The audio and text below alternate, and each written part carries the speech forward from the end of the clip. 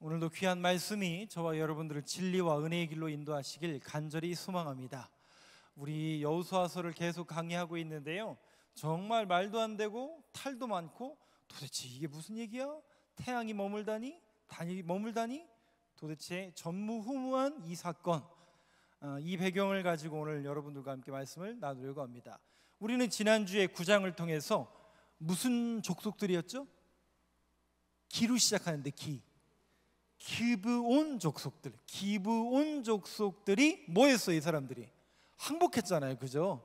거짓으로 멀리서 온 것처럼 꾸며가지고 이스라엘과 거짓으로 조약을 맺은 사건, 여호와께 묻지 않았고 그들은 어떻게 보면 신명기에 있는 말씀을 알아서 그들이 거짓으로 꾸며서 변장하여서 화친을 맺게 됩니다. 여호와께 묻지 않았고 결국 이 사건은 어떤 큰 사건을 초래하고 마는데 그게 바로 오늘 10장의 사건입니다. 거짓으로 맺은 이 조약이 결국 그들을 받아들인 이 사건이 어떤 화근의 뿌리가 되는가, 전쟁의 빌미가 되는데요. 자, 오늘 본문으로 한번 넘어갈 텐데 1절부터 한번 보시죠. 조금 말씀을 조금 읽고 또 제가 설명을 조금 드리도록 하겠습니다. 내용은 그렇게 어렵고 특별한 내용은 없습니다. 성경에 있는 내용을 한번 읽고 좀 설명을 드리겠습니다. 1절은 제가 먼저 읽겠습니다. 그때 여호수아가 아이를 빼앗아 진멸하되 여리고와 그 왕에게 행한 것 같이 아이와 그 왕에게 행한 것과 또 기브온 주민이 이스라엘과 화친하여 그 중에 있다 함을 예루살렘 왕 아도니세덱이 듣고, 잠깐만 말씀 띄어놔 주세요. 1절. 이스라엘 백성들이 요단강을 건너고 여리고성을 무너뜨리고 아이성을 점령한 이후에 에발산에 가서 하나님 앞에 예배 드리고, 그리고 등장하는 게 기브온 거민들이 항복한 사건입니다. 화친을 맺은 사건입니다. 그 얘기를 지금 1절에서 하고 있죠. 그 화친을 맺었다 하는 이야기를 누가 들어요? 예루살렘 왕 아도니세덱이 듣고, 이 사람만 듣는 게 아니라 그 주변에 있었던 나라들 왕이 다 듣겠죠. 2절입니다. 자, 2절 말씀 여러분 목소리 한번 같이 읽어보겠습니다. 시작. 크게 두려워하였으니 이는 기브온은 왕도와 같은 큰 성임이요 아이보다 크고 그 사람들은 다 강함이라. 성경에 보니까 기브온이 작은 민족이 아니었네요. 히위 족속에 소속되어 있는 그래도 꽤 큰 부족이었던 것 같습니다. 그 부족이 전쟁도 안 해보고 뭐 한 거예요? 화친을 맺은 겁니다. 조약을 맺은 거죠. 동맹한 거죠. 그러면 여러분 한번 보세요. 가나안 사람들이 볼 때는 이 사람들이 뭐 한 거예요? 배신한 거죠. 배반한 거죠. 배신자는 어떻게 해야 돼요? 네? 자, 3절을 한번 볼까요? 예루살렘 왕 아도니세덱이 헤브론 왕 호합과 야르뭇 왕 비람과 라기스 왕 야비아와 에글론 왕 드빌에게 보내어 이르되, 5개 왕이 등장하는 것을 볼 수 있습니다. 주변에 있는 기브온 족속을 중심으로 한 주변에 있는 5개 부족의 왕들에게 보내어 이르되. 자, 4절 한번 볼까요? 한번 여러분 목소리로 읽어보겠습니다. 시작. 내게로 올라와 나를 도우라. 우리가 기브온을 치자. 이는 기브온이 여호수아와 이스라엘 자손과 더불어 화친하였음이니라 하매. 배신자는 어떻게 해야 된다고요?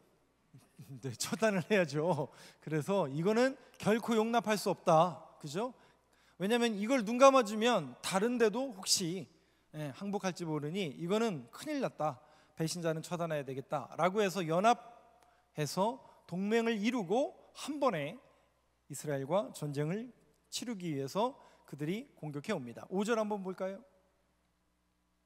아모리 족속의 5 왕들 곧 예루살렘 왕과 헤브론 왕과 야르뭇 왕과 라기스 왕과 에글론 왕이 함께 모여 자기들의 모든 군대를 거느리고 올라와 기브온에 대진하고 싸우니라. 그러니까 이스라엘을 향해 공격한 게 아니라 배신자인 기브온을 공격하러 온 겁니다. 6절 한번 보시죠. 자, 여러분 목소리 한번 읽어보겠습니다. 시작. 기브온 사람들이 길갈 진영에 사람을 보내어 여호수아에게 전하되 당신의 종들 돕기를 더디게 하지 마시고 속히 우리에게 올라와 우리를 구하소서. 산지에 거주하는 아모리 사람의 왕들이 다 모여 우리를 치나이다 하매. 큰일 났죠, 그죠? 기브온 사람들한테는 배신자로서 낙인 찍혀서 결국 어떻게 보면 감당할 수 없는 그런 연합군과의 싸움을 해야 되는데 감당할 수 없으니까 어떻게 해요? 빨리 가서. 그러니까 길갈에 지금 이스라엘 백성들은 모여 있는데 길갈에 모이는 이스라엘 백성들에게 우리로 와서 도우라라고 이야기하죠. 7절 보여주시죠. 여호수아가 모든 군사와 용사와 더불어 길갈에서 올라가니라. 전쟁을 하러 가요, 안 가요?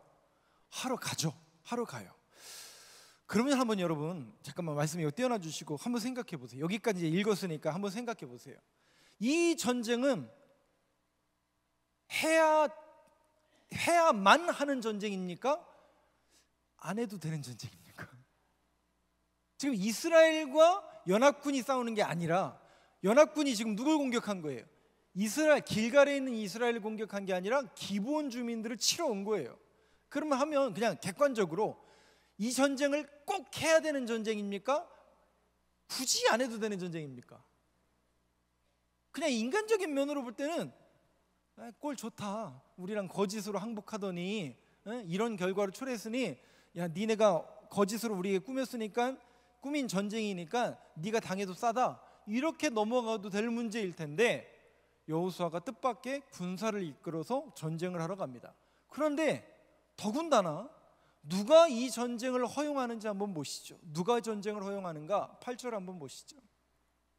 한번 여러 목소리로 같이 읽겠습니다. 시작. 그때 여호와께서 여호수아에게 이르시되 그들을 두려워하지 말라. 내가 그들을 내 손에 넘겨주었으니 그들 중에서 한 사람도 너를 당할 자 없으리라 하신지라. 누가 허락을 해요? 뜻밖에도 하나님이 허락을 합니다. 신기하죠? 이 전쟁을 하나님이 허락을 합니다. 인간적으로 또 객관적인 시선에서 봤을 때는 거짓으로 조약 맺었고 그 거짓에 대한 인과응보일 수도 있을 텐데 꼴 좋다 이렇게 넘어가고 굳이 피해갈 수도 있었던 문제인데 놀랍게도 하나님이 허락합니다. 그 얘기는 무슨 뜻이냐면 이 전쟁을 통해서 하나님이 하고자 하시는 일이 있다는 얘기 없다는 얘기예요. 뭔가 하나님의 큰 그림 속에서 이 전쟁을 허락하신 겁니다. 그게 뭘까를 우리가 알아야 되는 거죠. 이 전쟁을 통해서 하나님께서 어떤 말씀을 우리에게 주시고 무슨 계획이 있는 걸까? 그게 우리의 초점이 되어야 되는 거겠죠. 9절 한번 보실까요? 여호수아가 길갈에서 밤새도록 올라가 갑자기 그들에게 이르니. 자, 갑자기 그들에게 이르니 그러니까 이 연합군도 동맹을 맺어서 기브온에게 배신자로서 처단하러 간 거겠죠. 설마 이스라엘이 도와주러 올까? 이 사람들도 생각했을까요? 못했을까요? 생각한 사람도 있었겠지만 성경에 보니까 갑자기 그들에게 이르렀다라는 것은 그 사람들이 생각한 것보다 빨리 이스라엘 군대가 온 겁니다. 이스라엘 군대가 온 겁니다. 그러면 자, 다시요. 한번 또 생각해 보죠. 여기까지 읽었으니까. 이 전쟁을 피할 수 있었던 전쟁이라고요? 해야만 하는 전쟁이라고요? 피할 수 있었던 전쟁이에요. 근데 마치 이것은 하나님이 조금 등 떠밀고 마치 해야만 하는 전쟁으로 몰아가십니다. 왜 이럴까? 근데 한번 우리 생각해 보세요. 이 전쟁의 발단이 누구의 거짓으로요? 기브온 족속들이 분명히 거짓으로 약속을 맺은 거죠. 그때 봤더니 9장에 보니까 이스라엘 백성들이 여호와께 묻지 않아서 지금 이 결과를 초래한 건가? 꼭 그렇지만도 않아요. 그죠? 왜냐하면 하나님이 이 전쟁을 허락한단 말이죠. 그렇다면 이 맥락 속에서 우리가 어떤 메시지를 뽑아내야 될 것인가? 우리가 다시 여호수아서 1장으로 한번 쭉 올라가서 가나안 땅에 전쟁을 시작하기 전에 하나님께서 이스라엘 백성들에게 뭐라고 약속하셨는가? 자, 그 부분을 한번 살펴보겠습니다. 1장 3절을 한번 보여주시죠. 3절부터 6절까지를 저하고 교독해 보겠습니다. 6절까지 교독할게요. 내가 모세에게 말한 바와 같이 너희 발바닥으로 밟는 곳은 모두 내가 너희에게 주었노니 곧 광야와 이 레바논에서부터 큰 강 곧 유브라데 강까지 해쪽 속의 온 땅과 또 해지는 쪽 대해까지 너희의 영토가 되리라. 너희의 영토가 되리라. 내 평생에 너를 능히 대적할 자가 없으리니 내가 모세와 함께 있었던 것 같이 너와 함께 있을 것임이니라. 내가 너를 떠나지 아니하며 버리지 아니하리니. 강하고 담대하라. 너는 내가 그들의 조상에게 맹세하여 그들에게 주리라 한 땅을 이 백성에게 차지하게 하리라. 분명히 하나님께서 가나안 전쟁을 시작하실 때 이 메시지를 주셨어요. 이 이야기는 전쟁을 하나님께서 함께 하실 것이고 이 전쟁의 주인공은 하나님이시라는 것을 분명히 말씀하세요. 그래서 여호수아서에 드러나는 두 가지 핵심 키워드가 뭐라고요? 믿음과 순종이라고 말씀드렸어요. 전쟁을 하나님께 속한 것이고 믿음과 순종으로 내딛는 모든 발걸음을 하나님께서 이스라엘 백성들에게 요구하신다라고 말씀을 드렸습니다. 그렇다면 한번 곰곰이 생각해 보세요. 지금까지 어떤 과정이었나? 요단강을 건넜죠. 여리고성을 무너뜨렸죠. 아이성을 실패했다가 다시 점령했죠. 에발산에서 예배를 드렸죠. 기브온 거민들이 화친을 맺었어요. 자, 이 기간이 짧았을까요? 우리 성경은 한 2장 정도로 끝나니까 짧았을까요? 시간이 길어졌을까요? 생각보다 전쟁의 시간이 길어지는 거예요. 그러면 여러분 한번 생각해 보세요. 우리도 신앙생활하고 하나님의 일을 하다 보면 이게 빨리 진행되면 조금 이게 빨리 이렇게 되는데, 사람이라는 게, 인간이라는 존재가 느슨해지고, 그죠? 시간이 지나면 나사가 풀려요, 안 풀려요? 예? 여지없이 인간이라는 존재는 나사가 풀리게 되어 있습니다. 잘 아시는 대로 이 넘어올 때도, 그죠? 다 넘어왔어요. 새 지파는 남았어요. 그런다니까요, 여러분. 조금만 여지가 있고 조금만 나사가 풀리면 인간이란 존재는 여지없이, 아니 우리 여리고성 먹었고 아이성 먹었고 이 정도면 됐지 싶지 않습니까? 전쟁 굳이 해야 됩니까? 라는 사람들이 생길까요? 안 생길까요? 생기게 되어 있습니다. 정확하게 생기게 되어 있습니다. 그래서 여러분, 하나님께서 우리에게 요구하시는 그 신앙의 덕목 속에서 제가 굉장히 좋아하는 게 하나 있는데, 그게 뭐냐면 신실함이에요. 신실함. 그 신실함은 어떤 신실함을 제가 말하고 싶냐면, 저희 집 가훈이, 예전에 저희 아버님이 선생님이시잖아요. 가훈이 뭐라고 하니까 저희 아버지가 좀 고민을 하시더니 두 글자로 얘기하시더라고요. 성실. 제가 볼 때는 급조해서 만드신 것 같아요. 성실. 그래서 제가 그 성실함 때문에 학교 빠지면 돼, 안 돼요? 목사들이 아니라 선생님 아들이라서 학교 빠지면 큰일 나는 줄 알았죠. 감기가 걸려도 네. 저는 3년 내내가 아니라 학교 다니는 내내는 한 번도 빠진 적이 없습니다. 근데 그렇게 하는 게 쉽습니까? 어렵습니까? 쉽지 않아요. 그죠? 신실하게 성실하게 꾸준히 그 일을 한다라는 게 쉽지 않습니다. 여지없이 우리는 무너지고 여지없이 우리는 딴짓과, 제가 그 얘기 했잖아요. 뻘짓. 근데 그 뻘짓이란 단어가 우리 국어사전에 나오는 단어예요. 뻘에 빠져서 허우적대는 가치 없는 짓을 하는 사람, 뻘짓거리라고 이야기하잖아요. 여지없이 우리의 그 나약함과 게으름을 하나님이 아시죠. 그러니까 하나가 아니라 5명하고 한 번에 붙게 하는 큰 하나님의 큰 그림으로서 여러분들이 이 부분을 이해하셔야 된다는 것이죠. 그런데 우리가 아까도 제가 계속 말씀드린 것처럼 초점은 뭐냐면 피할 수 있는 전쟁이었어요. 넘어갈 수 있는 전쟁이었어요. 객관적으로 볼 때는 그냥 두리뭉실 넘어가도 뭐라 할 사람 아무도 없어요. 기본 안 도와줘도 누가 뭐라고 하겠어요. 그런데 이 전쟁을 통해서 큰 하나님의 계획과 경륜에 이스라엘 백성들이 눈이 떠지게 되는데, 제가 오늘은 제 얘기를 좀 할게요. 제가 왜냐하면 이 설교를 제가 부목사 시절에 몇 번 했어요. 여러분들이 혹시 기억나시는지 모르겠지만 이 본문을 가지고 제가 몇 번 했어요. 제가 이번 주에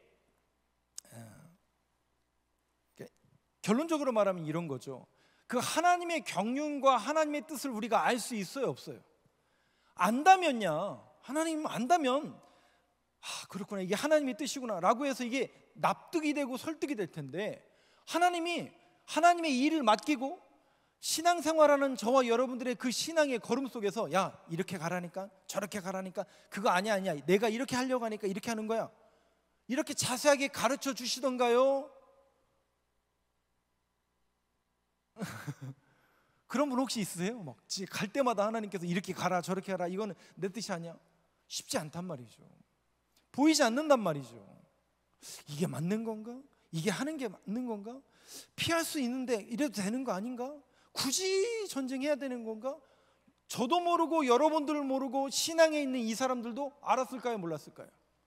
이게 결론적으로 여호수아서를 나중에 기록하다 보니까 이렇게 기록한 거지, 그때는 하나님의 뜻인지 알았을까요? 몰랐을까요? 아무도 모르죠. 제가 이번 주에 문득 한 분의 이름이, 그렇게 우리 성도님들하고 얘기하다가 한 분의 이름이 이렇게 딱 떠올랐어요. 그러면서 제 예전의 모습이 떠올라서 잠깐 여러분들한테 소개를 해드릴게요. 실명을 거론해도 되죠. 우리 교인이었으니까. 우리 권사님하고 이렇게 얘기하다가 갑자기 최명숙 권사님, 옛날 목사님이 지금 목사님 되셨죠? 최명숙 권사님 얘기를 이렇게 하다가 번뜩 떠오른 게 있어요. 제가 저희 교회에 와서 이제 차량 운행을 이제 부목사로서 이렇게 했는데, 금요 심야 기도에 이분이 나오세요. 그럼 이분이 어디 사셨냐면 정림동에 사셨어요. 근데 그때쯤에 마침 임미애 권사님이 관저동에 사셨어요. 그리고 저는 이제 차량 운행을 우리 김명숙 권사님을 해야 되잖아요. 그럼 금요 심야, 그때는 거의 한 11시쯤 끝냈거든요. 그럼 10시 한 40분 정도부터 운행을 시작을 해요. 그러면 저 삼바 아파트로, 이쪽구나, 레미안 쪽이구나. 레미안 쪽으로 갔다가 내려드리고 태평동을 해서 저 건너서 도마동을 지나서 정림동을 갔다가 최명숙 권사님 내려드리고 임미애 권사님 있는 관저동을 내려드리고 집으로 오는 거예요. 그럼 얼마 걸리냐면 거의 1시간이 걸렸어요. 그나마 밤이라 차가 없어서 신호 무시하면 안 되죠. 쌩쌩 달려서 이렇게 오는 거예요. 그렇게 이제 한 주, 두 주 이렇게 하다 보는데 차츰 제가 지겨워졌을까요? 안 지겨워졌을까요? 예? 죄송해요. 제 얘기인데 이게 이제 사람인지라 처음에는 막 뭣도 모르고 시키니까 이렇게 하다가 그런 생각이 이렇게 불현드는 거예요. 내가 지금 차량 운행을 하러 왔어? 부목사로 왔어? 부목사로 왔어? 차량 운전기사로 왔어? 그 생각이 들었을까요? 안 들었을까요? 안 들었으면 제가 얘기도 안 하죠. 그 생각이 막 드는 거예요. 막 들면서 제 마음속에 짜증이 물밀듯이 오는 거예요. 그러면 무슨 생각이 혹시 드는 줄 아세요? 가끔 이제 이분이 안 나올 수 있잖아요. 그죠? 그럼 한두 번 안 나오면 어떻게 되냐면 그 시간이 요즘 애들 말로 먹구리라고 하잖아요. 그건 거예요. 딱 그건 거예요. 왜냐하면 일찍 들어오니까. 근데 어느 날 금요심야 때 특송을 누가 불렀냐면 김복자 권사님이 특송을 부르시는데 그 찬양을 부르시는 거예요. 내일 일은 남 몰라요. 그걸 부르시는 거예요. 내일 일은 남 몰라요. 하루하루 살아요. 근데 제가 얼마나 짜증이 나던지 그 찬양이 진짜 그랬어요. 아니 그날따라 내일 일은 남 몰라요. 그럼 어떻게 살아요? 그죠? 속 터져서 어떻게 살아요? 내일 일을 남 모르고 앞길을 모르면 어떻게 살아요? 그렇잖아요, 여러분. 그러면서 하루하루 살아요. 그런데 막 짜증이 물밀듯이 막 제 온몸을 감싸는 거예요. 제가 이번 주에 그 권사님의 이름이 이렇게 떠올라서 오늘 말씀을 준비하다가 그 생각이 났어요. 여러분, 하나님이 그때 저한테 야, 조금만 기다려봐. 2022 그때까지 기다리면 네가 이 교회 담임 목사 될 거야. 이렇게 가르쳐 주시면 얼마나 좋았겠어요. 그죠? 이제 달력에다가 기록을 하겠죠. 이제 하루하루 이제 세는 거죠. 1년에 365일이니까 그때 한 10년 남았으니까 3650 며칠 남았구나. 그러면서 하루하루 지워갈 거 아니에요. 근데 그런 것도 아니잖아요. 근데 여러분 한번 생각해 보세요. 제가 맨날 짜증내고 불평하고 원망하고 그러면 잘렸을까요? 안 잘렸을까요?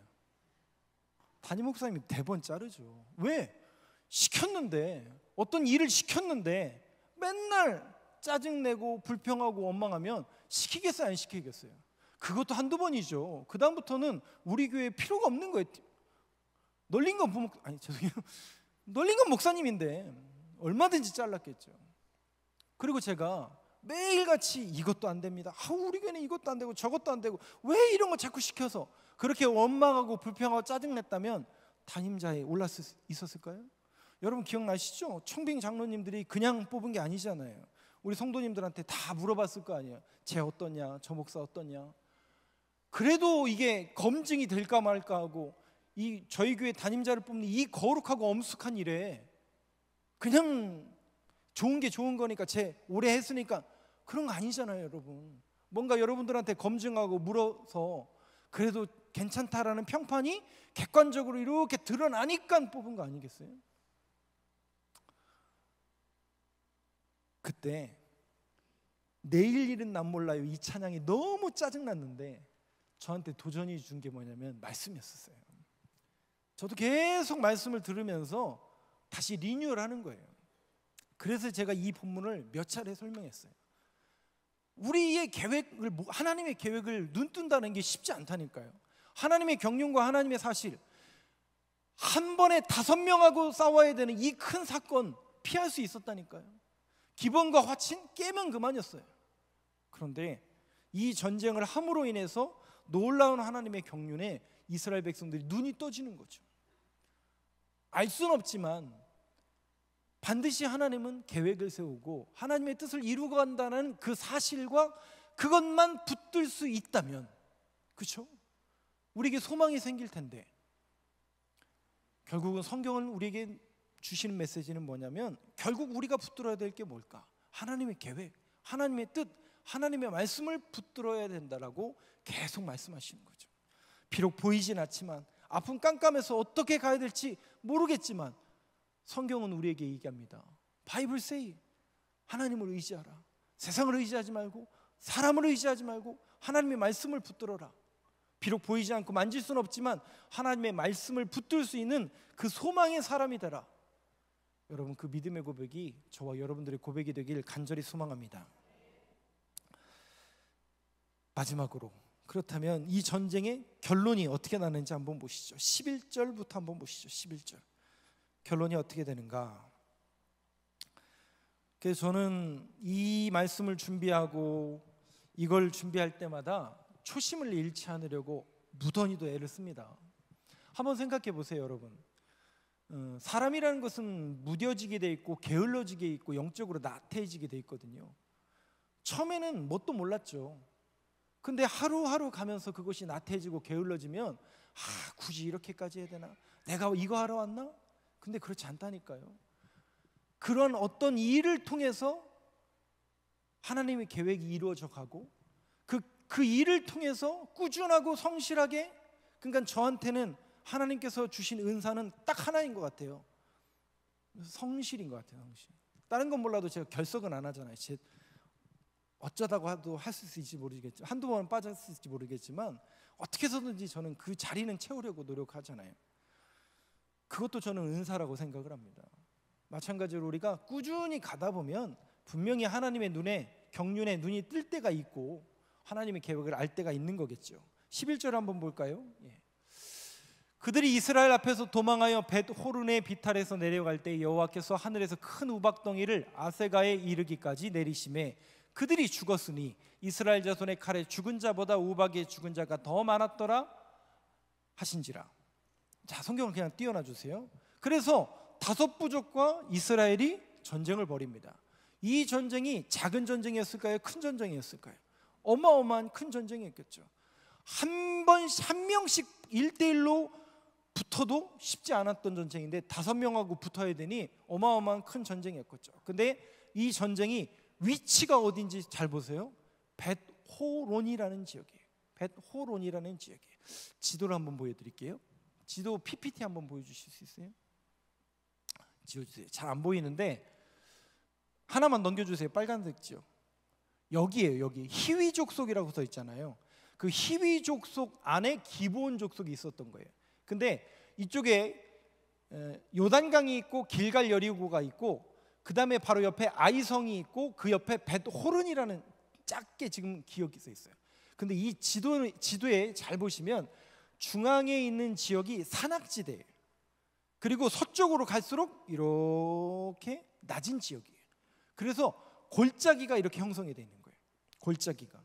그 골짜기 중에 하나가 아얄론 골짜기라는 곳이에요. 그 아얄론 골짜기라는 곳을 차지하고 있는 지명이 벳호론이라는 지역이에요. 근데 이 벳호론이라는 단어가 무슨 뜻이냐면, 벳이라는 단어가 들으면 집이라는 뜻이죠. 그 골짜기마다 벳홀은 무슨 집이 있었냐면 구멍이 많이 있었던 거예요. 그럼 뭘 얘기할까요? 그 골짜기에 뭐가 많았다는 얘기라고요? 구멍이 많았고, 그 구멍마다 우상단지가 상당히 있었던 거예요. 우리 예전에, 지금은 다 사라졌던, 사라졌진 않았죠. 그 밑에 산비탈에서 지금도 하고 있는 사람들 기억나시죠? 저쪽 넘어가 금잔디 고개 갑사 쪽으로 넘어가다 보면 그 돌탑 쌓아놓고 거기다 초하고 그 하는 사람들 그냥 널렸었잖아요. 그 구멍마다 우상단지 만들어 놓은 거예요. 놀랍지 않으세요? 5부족과 싸워야 돼요. 거기다가 벳호론, 우상단지가 만연한 지형에서 하루아침에 하나님께서 우박을 내려서, 이스라엘이 쳐서 죽인 사람보다 누가 더 많다고요? 우박에 맞아 죽은 사람이 더 많다. 이것은 하나님의 초자연적인 섭리고, 전쟁은 누구에게 속한 거라고요? 하나님이 행하신 일이라는 거죠. 하나님께서 이 역사를 만들어 가시고 하나님께서 이 역사를 완성하신다라는 의미 속에서, 그러니까 보세요 여러분, 이거를 그때는 몰랐겠죠. 그죠? 그때는 알았겠어요? 5부족하고 싸우는데 정신없는데 하나님의 우박이 내리죠. 다 죽이고 나니까 세상에 우상단지 천진 거예요. 야, 결국은 이 뭉뚱거려가지고 뭐 하는 거예요? 다 청소해버리는, 합력하여 선을 이루게 하시는 놀라운 하나님의 섭리의 현장이 바로 저 자리입니다. 12절을 한번 보실까요? 12절 같이 한번 여러분 목소리 읽어보겠습니다. 시작. 여호와께서 아모리 사람을 이스라엘 자손에게 넘겨주시던 날에 여호수아가 여호와께 아뢰어 이스라엘의 목전에서 이르되, 태양아 너는 기브온 위에 머무르라. 달아 너도 아얄론 골짜기에서 그리할지어다. 아멘. 태양아 너는 기브온 위에 머무르라. 달아 너도 아얄론 골짜기에서 그리할지어다. 태양이 멈추고 달이 멈췄어요. 왜? 어두워지면 전쟁이 끝이니까. 그런데 보니까 이기고 있는 거죠. 그래서 여호수아가 하나님 앞에 간구하는 겁니다. 하나님, 어두워지면 안 됩니다. 빛이 있어야 됩니다. 밝아야 됩니다. 이기고 있습니다. 하나님께서 이 큰 승리를 주셨는데 이 큰 승리가 유지될 수 있도록 태양아 머물러라, 달아 머물러라, 하나님 앞에 간구하며 기도하는 놀라운 일이 벌어집니다. 13절 한번 볼까요? 13절 넘겨주세요. 태양이 머물고 달이 멈추기를 백성이 그 대적에게 원수를 갚기까지 하였느니라. 야샬의 책에게 태양이 중천에 머물러서 거의 종일토록 속히 내려가지 아니하였다고 기록되지 아니하였느냐. 여러분 어떻습니까?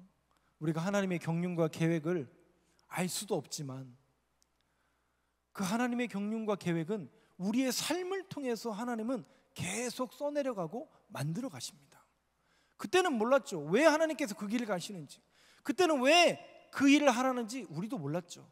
그런데 성실하고 신실하게 뚜벅뚜벅 한 걸음 한 걸음 그 길을 내딛다 보니까 놀라운 하나님의 역사가 이루어지고, 그 걸음걸음을 통해서 하나님의 커다란 경륜이 이루어지는 역사의 현장을 여러분들이 보고 계신 겁니다. 우리는 결론으로 태양이 머물고 달이 머무는 이런 말도 안 되는 일이 벌어진 게 아니라 하나님께서 역사하신 거죠. 왜? 전쟁은 하나님께 속한 것이니까. 하나님의 뜻과 하나님의 계획을 이루기 위해서 하나님께서 개입하신 전쟁이라는 사실입니다. 그럼 이스라엘 백성들은 뭐 한 거예요? 그냥 간 거예요. 믿고 그냥 간 것뿐이에요. 전쟁하라니까 전쟁하는 거고, 가라니까 간 거예요. 믿음과 순종입니다. 사랑하는 성도 여러분, 저와 여러분들의 삶 속에서도 믿음과 순종의 삶이 늘 이루어지길 간절히 소망합니다.